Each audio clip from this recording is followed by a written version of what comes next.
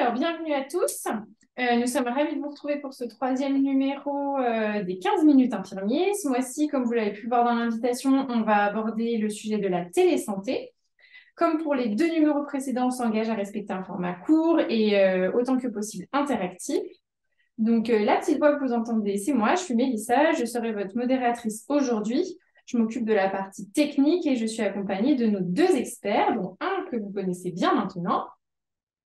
Donc, Olivier Légoc, toujours délégué de l'assurance maladie. Et moi-même, David Gourmelin, également délégué de l'assurance maladie. Donc aujourd'hui, l'idée, c'est de venir apporter un éclairage sur les différents types de télésanté. Donc on entend télésoins, téléconsultation et la téléexpertise que vous, infirmiers et infirmières, vous pouvez pratiquer. Donc en attendant que tout le monde se connecte, ce qu'on vous propose, c'est comme la dernière fois, de lancer un petit quiz pour lancer un peu la séance. Donc, pour vous, est-ce que vous avez déjà réalisé un acte de télésanté? Donc, on vous a mis trois petits items. J'en ai jamais fait, c'est la première fois. J'en profite pour venir prendre des informations. Et sinon, j'en ai déjà fait de temps en temps, mais c'est pas encore quelque chose qui est commun dans ma pratique. Ou alors, oui, j'en ai déjà fait régulièrement. J'ai l'habitude, je le fais de manière régulière. Donc, normalement, vous avez un petit module qui s'est affiché où du coup, vous avez la possibilité de répondre oui ou non. Donc, on vous laisse quelques secondes et puis, du coup, on vous dira ce qu'il en est. Alors, je mets fin au sondage. Et en fait, c'est partagé. J'ai moitié-moitié. J'ai moitié-moitié. Donc, pour vous rappeler les règles d'un webinaire qui se passe bien, du coup, vous avez constaté, il n'y a pas de caméra, on ne voit pas vos noms, c'est normal, ça permet de garder l'anonymat. C'est une séance qui est enregistrée. Ça nous permet de pouvoir vous proposer un replay à l'issue. Et pour toutes vos questions, je vous laisse utiliser le module de questions et réponses. Donc, vous posez votre petite question et puis en fonction, où je vous réponds directement ou sinon, en fin de séance, on répondra aux questions qui répondent vraiment aux cas vraiment généraux. Pour tout ce qui est questions individuelles, dans ces cas-là, je prends la question, mais je le passerai à votre dame de secteur qui, du coup, pourra vous répondre. Donc, si on fait le point. Donc, nous allons rentrer directement dans le vif du sujet, à savoir, nous allons voir les trois grandes possibilités de la télésanté, la téléconsultation, le télésoin et la téléexpertise. Donc, tout d'abord, la téléconsultation. Olivier, est-ce que tu peux nous en dire plus?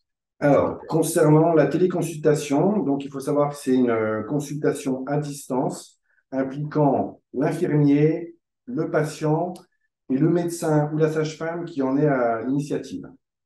Après, la téléconsultation, elle est pour tous les patients. C'est vrai qu'elle peut s'avérer très utile pour les patients qui sont en perte d'autonomie ou qui ont des difficultés à se déplacer chez le médecin traitant.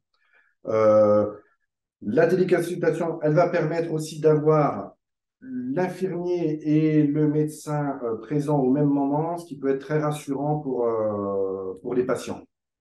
Après, il faut savoir que ces derniers, ils doivent être vraiment informés des conditions de réalisation de la téléconsultation et avoir donné aussi leur consentement au préalable. Après, pour ce qui est des conditions de réalisation, elles sont encadrées, mais ça, je vais laisser David vous en parler. Donc, effectivement encadré. Donc, la vidéotransmission doit être faite obligatoirement, la téléconsultation doit être obligatoirement faite par vidéotransmission, vous l'aurez bien compris, dans des conditions permettant de garantir la sécurisation des données, la traçabilité et la confidentialité des échanges. Voilà, trois points très importants. Donc, je rajouterais même que les applications que vous pouvez utiliser au quotidien entre amis, WhatsApp, Snapchat, non, c'est pas assez sécurisé pour pouvoir l'utiliser dans cet exercice-là. Donc non, à poster. En ce qui concerne donc la valorisation de ces actes, donc lorsque l'acte est réalisé au cours d'un soin infirmier, donc je laisse s'afficher en même temps, donc l'acte TLS à 10 euros. Lorsque cet acte est effectué dans un lieu dédié spécifique, tel qu'une télécabine, un bus connecté, donc l'acte TLL à 12 euros. Et lorsque l'acte est organisé spécifiquement au domicile du patient, TLD à 15 €.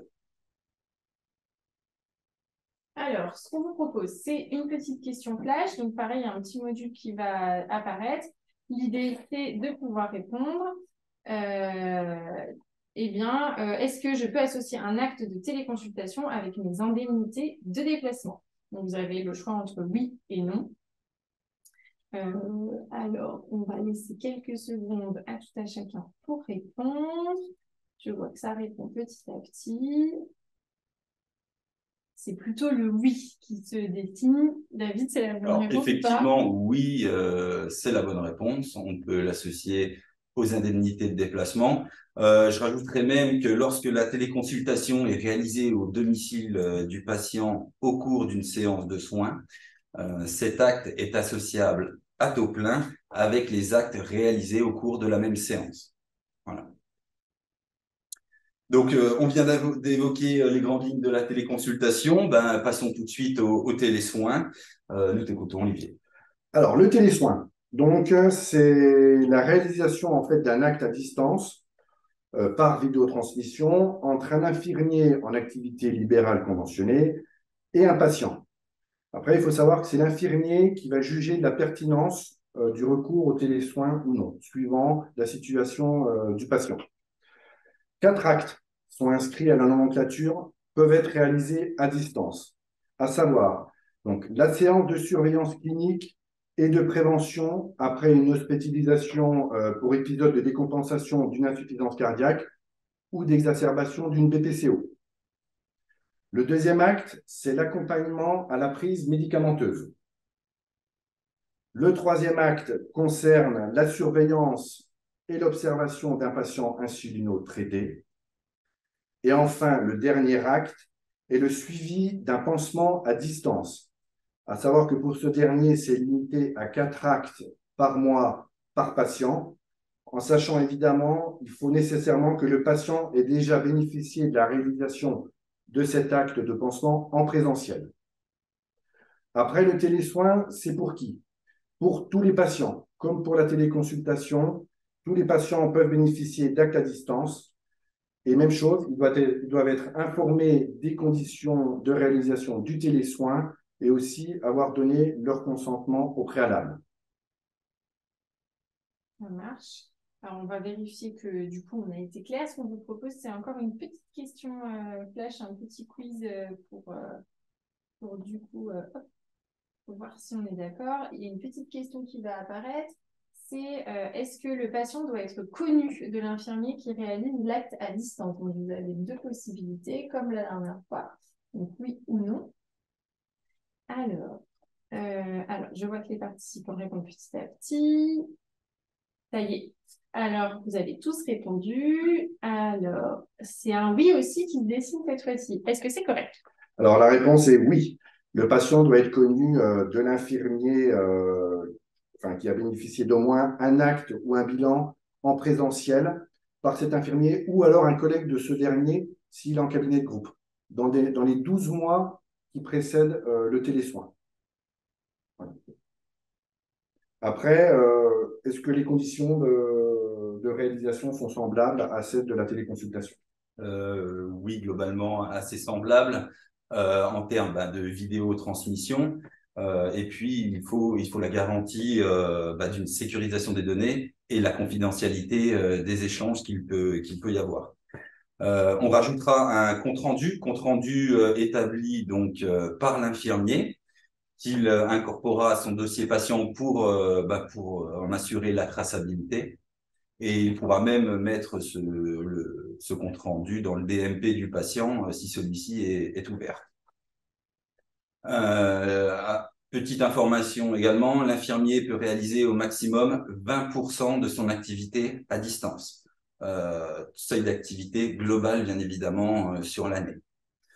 En ce qui concerne donc la facturation de l'acte, donc cet acte, eh bien, c'est TMI, il a la même valeur qu'un acte AMI et il est cumulable avec les majorations et compléments, nuit, dimanche et jours fériés, majoration jeunes enfants, MIE, et la majoration d'acte unique MAU. Voilà pour le télésoin. Passons directement à la téléexpertise. Olivier. Alors, la téléexpertise, elle a pour objet, en fait, de permettre à un infirmier de solliciter l'avis à distance d'un professionnel médical en raison de ses compétences particulières et de sa formation pour répondre à une question bien précise, à une question posée. Il faut savoir que le recours à la téléexpertise est apprécié au cas par l'infirmier requérant, donc à savoir l'infirmier demandeur. Et d'autre part, cette téléexpertise n'est pas soumise à une prescription médicale au préalable. Après, comme pour la téléconsultation, comme pour le télésoin, la téléexpertise, elle est ouverte à tous les patients. Et pareil, ils doivent connaître les conditions préalables, comment ça va se passer et donner aussi leur consentement. Alors, en ce qui concerne les modalités de réalisation, toujours pareil, comme la téléconsultation, comme le télésoin, l'acte de téléexpertise doit être réalisé dans des conditions qui peuvent garantir la confidentialité des échanges et la sécurisation des données transmises.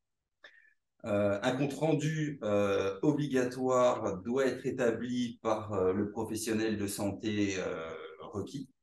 Et ce compte-rendu doit vous être retransmis, notamment par messagerie de santé sécurisée. La rémunération de cet acte, donc 10 € par téléexpertise, dans la limite de 4 par an par patient, par infirmier.